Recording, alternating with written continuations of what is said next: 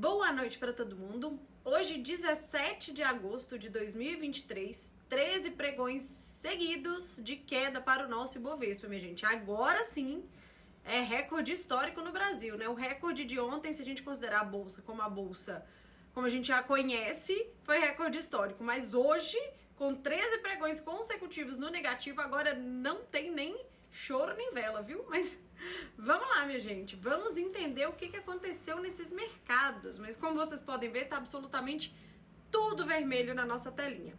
Mas vamos lá. Vamos começar pela Ásia aqui. As bolsas da Ásia, elas fecham no negativo, com exceção de... Aqui dá pra ver meu mouse, não dá? Dá. Com exceção da bolsa de Xangai, que fecha no positivo, e levemente positivo, né? E a bolsa de lá em a Shenzhen Composto, que é outra bolsa da China, também fecha no positivo. Essa positividade dessas duas em específico, minha gente, elas refletem aí a fala do presidente chinês, o Xi Jinping, no dia de ontem, em que, na madrugada, na verdade, né, em que ele afirma e ele pede paciência ao povo chinês e afirma que vão fazer estímulo sim na economia.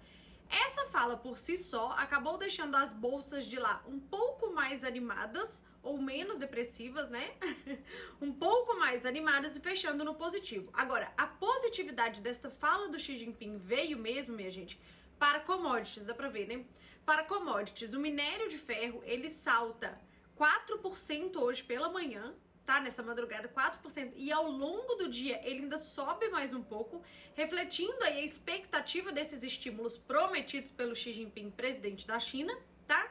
E o petróleo também engata positivamente aqui, então nós temos um cenário de commodities positivas, não só positivas, como bastante positivas no dia de hoje, que tende a refletir positivamente nas nossas empresas ligadas a commodity da nossa bolsa. Por exemplo, a Vale, que apesar de ter ficado no positivo, ela por si só não faz verão, né? Acabou deixando o nosso Ibovespa no negativo. Mas vamos lá, cenário de commodities positivas no dia de hoje. Quando a gente vem aqui para a Europa, minha gente, está com as bolsas no negativo. Primeiro, lembra que eu comentei com vocês no dia de ontem que quando as bolsas dos Estados Unidos viraram para o negativo, as bolsas da Europa já estavam fechadas? Pois bem, elas refletem então essa negatividade da janela que elas estavam fechadas. Quando teve essa queda nos Estados Unidos, elas refletem no pregão de hoje, mas a negatividade de hoje lá dos Estados Unidos, que acabou inclusive corroborando para a virada da nossa bolsa, que estava no positivo no dia de hoje, mas não se sustentou no positivo e acabou virando e fechando no negativo, ok? Mas vamos lá, minha gente, não tivemos nenhum drive muito específico acontecendo na Europa para provocar essa vermelhidão aqui que vocês estão vendo na tela. Isso tudo foi provocado aí pela precificação da negatividade de ontem, mais a de hoje nos Estados Unidos, que nós vamos falar agora, minha gente. Quando a gente vem dar uma olhada aqui nas bolsas dos Estados Unidos, ó, elas fecham com mais um dia de queda por lá, tá? O que nós tivemos nos Estados Unidos hoje, minha gente? Nós tivemos dois indicadores importantes aí. Pedidos iniciais de seguro-desemprego, que sai toda semana, tá? E o índice de atividade industrial que é apurado pelo FED de Filadélfia. Quando a gente traz isso aqui que eu gostaria de mostrar pra vocês, ó, quando a gente traz o dado de pedidos iniciais de seguro-desemprego, ele vem praticamente em linha com o que o mercado esperava. Veio um pouco menor, mas assim, nada demais, vem praticamente em linha. Mas o que eu gostaria de mostrar pra vocês neste gráfico aqui é principalmente isso aqui, minha gente, ó. Pedidos iniciais de seguro-desemprego nos Estados Unidos, ele tá aí numa média, de 250 mil, né? 250, 220, 230... Vamos lá, né? Por aqui, mais ou menos essa faixa aqui. Esse número, só pra vocês ganhar um pouco de sensibilidade em relação a esse número, esse é um patamar de uma economia normal nos Estados Unidos e não de uma economia que deve desacelerar.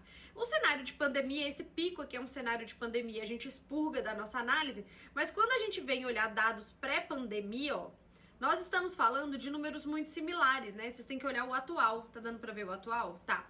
Vocês têm que olhar o valor atual, que era o valor, de 2020, 2019, que eu tô trazendo pra vocês aqui. Bem rapidamente, a gente bate o olho e já percebe que pedidos iniciais de seguro-desemprego no patamar atual que nós estamos vendo nesses últimos números, não são números fracos, são números de uma economia normal. O que é uma economia normal, Fernanda? Uma economia como uma na americana, né? Com os juros baixos, né? Um crescimento alto, emprego a todo vapor, Ou seja, uma economia saudável, uma economia robusta. Só que vale lembrar que uma economia robusta, minha gente, produz inflação. E é justamente o que o Fed não quer, o Banco Central Americano não quer. Então, assim, só pra vocês terem, igual eu falei, pra vocês terem um pouco de sensibilidade desse número, isso não é um número fraco. Não é um número super forte, mas é um número de uma economia que, para os Estados Unidos, é um número de uma economia normal para eles, não uma economia que precisa ser desaquecida, tá? E além desse indicador, quando a gente abre aqui, ó, o índice de atividade industrial do Fed Filadélfia, que foi o segundo indicador importante que saiu no dia de hoje, e a gente olha o mês atual, né? O último dado, o dado que saiu hoje, a gente vê que pela primeira vez desde agosto do ano passado, esse indicador empina para cima. Então vamos lá, terça-feira, a gente tem que montar a história do mercado na nossa cabeça para entender as movimentações. Terça-feira, vendas no varejo, forte. E já vínhamos, na verdade, se a gente for recapitular, minha gente, desde que saiu o PIB dos Estados Unidos, que veio muito forte, eu comentei com vocês isso aqui no resumão, isso tem algumas boas semanas, de lá para cá, os dados, os indicadores econômicos dos Estados Unidos, eles têm vindo todos muito fortes. E na última reunião de política monetária, o Banco Central americano, que inclusive enfatizou isso na ata de ontem, disse que a depender dos dados, terão mais alta de juros por lá. Então vamos recapitular o filme dessa semana. Vendas no varejo, forte, que foi terça-feira. Produção industrial ontem, forte.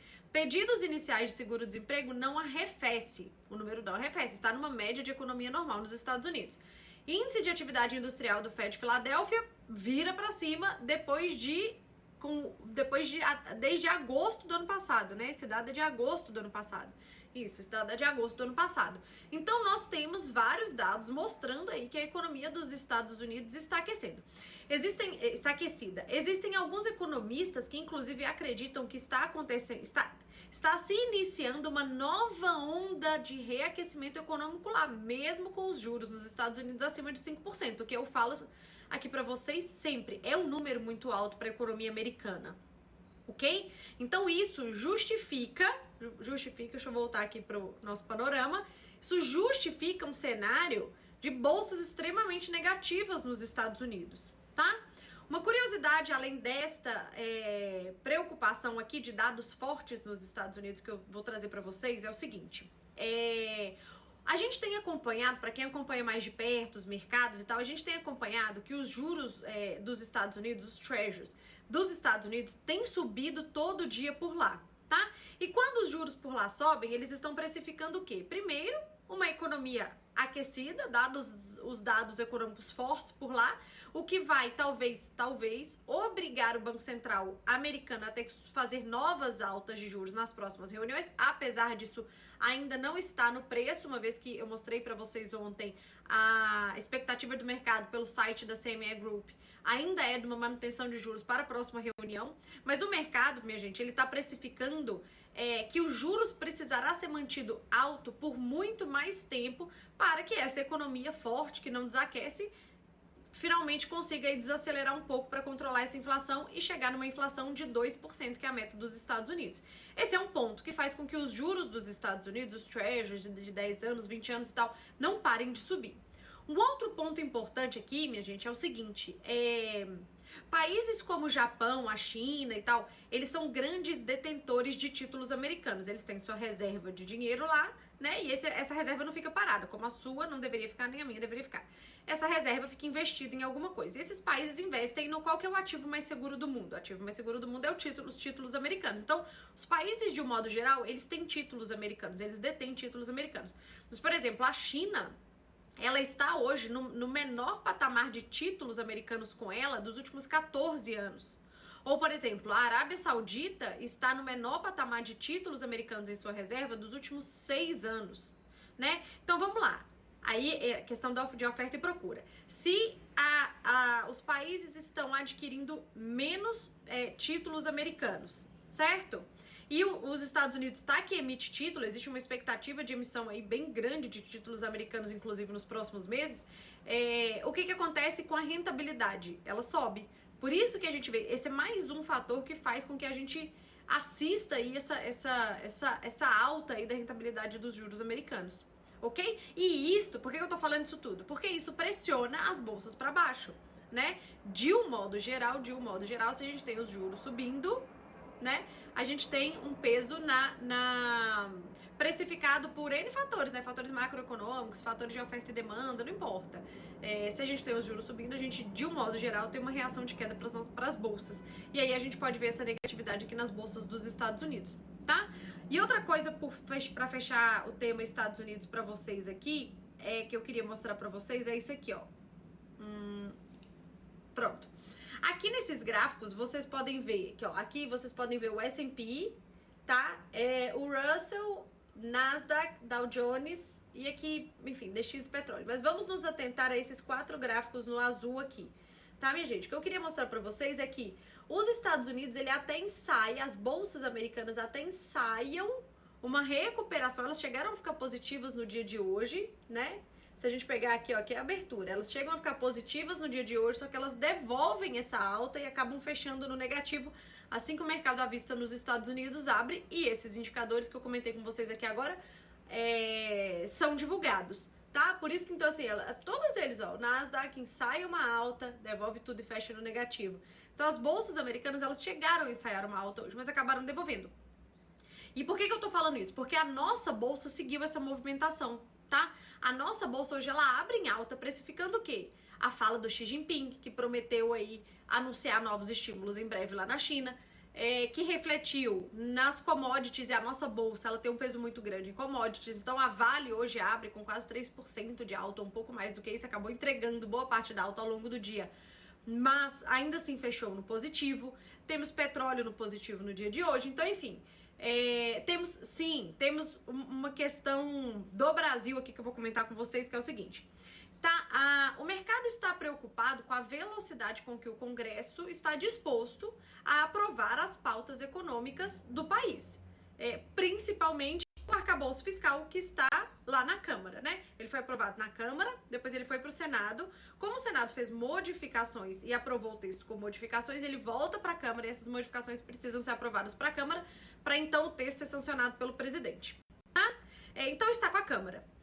Aí tivemos aí, a desavença aí entre o ministro da Fazenda, Fernando Haddad, e o Arthur Lira, que é o presidente da Câmara. Eu comentei com vocês isso aqui em outro resumão. Isso deu um balde de água fria no mercado, porque ele falou, poxa, agora vai atrasar mais ainda a pauta econômica do país, né? E aí, vamos lá. E existe uma pressão do Congresso em cima do presidente Lula para que ele entregue alguns ministérios ou crie novos ministérios para o Centrão, enfim, né? Aquela venda de votos ali descarada acontecendo em Brasília. Ou mais emendas parlamentares, afinal de contas, o projeto do arcabouço fiscal já prevê um rombo aí de 40 bi por ano que vem.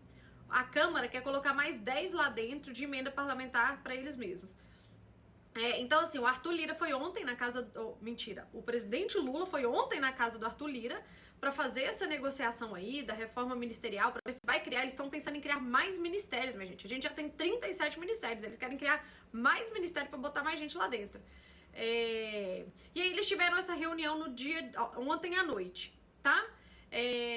O mercado hoje, ele fica aliviado que esse assunto está andando, de uma forma meio troncha, mas está andando, né? O Arthur Lira comentou que pretende sim aprovar o arcabouço fiscal até o final da semana que vem, né? Porém, no dia de hoje, existem alguns rumores de mercado que o Arthur Lira teria uma reunião com líderes lá da Câmara para poder discutir o arcabouço fiscal e já adiaram para segunda-feira. Então, assim, mais um balde de água fria hoje no mercado. Existe uma pressão para que o presidente Lula, ele resolva essa reforma ministerial, essas emendas parlamentares, enfim, resolva isso de uma vez por todas antes de sua viagem à África. Ele vai ter uma reunião do BRICS na África e essa viagem é domingo agora. Então, assim, propositalmente, né, a reunião foi adiada para a semana que vem na expectativa de pressionar o Lula para que ele resolva esse imbróglio de uma vez por todas antes da sua viagem, na semana que vem ocorra aí finalmente a aprovação do arcabouço fiscal. Enquanto isso não acontece, enquanto isso está enrolado, a nossa bolsa não tem muito ânimo, afinal de contas nós estamos falando do tema fiscal do país. E como eu expliquei para vocês muito bem explicadinho na aula 3 da nossa série de mercado financeiro, que tá no YouTube disponível lá para vocês assistirem, o fiscal do país é determinante para a economia do país e obviamente para a nossa bolsa, tá? Então, minha gente, a gente até estava no positivo hoje, mas a gente devolve a nossa positividade e fecha aí o 13º dia consecutivo histórico para a nossa bolsa Apesar de que a gente tá caindo a conta gota, tá, minha gente? Mas não para de cair. E tivemos o nosso dólar. Ah, ele virou aqui. Mas a gente pode voltar. Ah, vocês não estão vendo na tela, peraí. Tira aqui, pronto.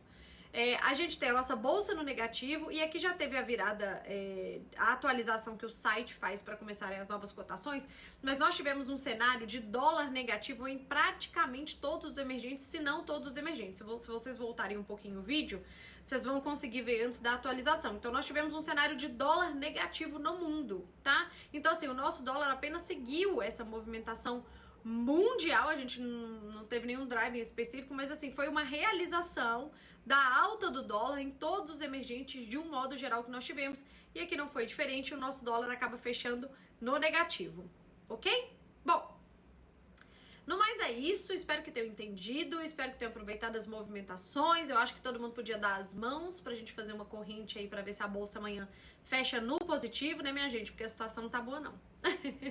Mas é isso, se gostaram do conteúdo, considerem dar um like e até o vídeo de amanhã. Beijo, tchau, tchau.